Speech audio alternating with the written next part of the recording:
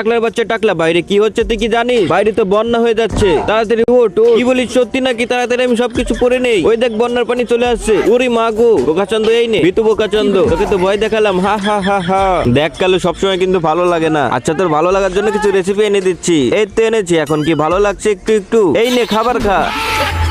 বোকাচন্দ, তোকে আমি কি করেছি? আমার সাথে কেন মরছিস? তুই তো কিছু করিসনি, জাস্ট আমি তোর ঘুম ভাঙালাম। ও আর হ্যাঁ, আর ভালো করে দেখ তো খাটটা ঠিক আছে কিনা। ওরে বাপরে, কি অবস্থা টাকলা, ভালো আছে তো? বোকাচন্দ, তোকে আমি, তুই ভাই চুপ কর, দেখ ঘড়ির কাঁটাটা দেখ, তোর অফিসের সময় হয়ে গেছে, তাড়াতাড়ি অফিসে যা। ওরে বাপরে, আমি তাড়াতাড়ি অফিসে যাই, না হলে আমার চাকরি থাকবে না। কিন্তু টাকলা দরজা খুলে যাইতে গেলেই বোকাচন্দ টাকলা টাকলা রাজমিস্ত্রি কাজ শেষে বাড়ি যাচ্ছিল। ওই সময় একটা হাঁস আসে আর তার কাজগুলো নষ্ট করে দেয়। কিন্তু টাকলা তার নিজের ভুল ভেবে আবার ঠিক করে দেয়। কিন্তু যখন আবার হাঁস নষ্ট করে দেয়, তখন টাকলা রেগে যায়। কিন্তু টাকলা হাঁসকে ধরতে পারছে না। হাঁস বারবার টাকলার কাজটা নষ্ট করে দিচ্ছে, কিন্তু টাকলা কোনো সারা শব্দ বুঝতে পারছে না। তখন টাকলা বুদ্ধি করে একটা বস্তার ভিতর লুকিয়ে পড়ে, আর যখনই হাঁস বের হয় তখনই তাকে ধরে ফেলে। বোকাচন্দ, তোকে আমি একদম ছাড়বো না।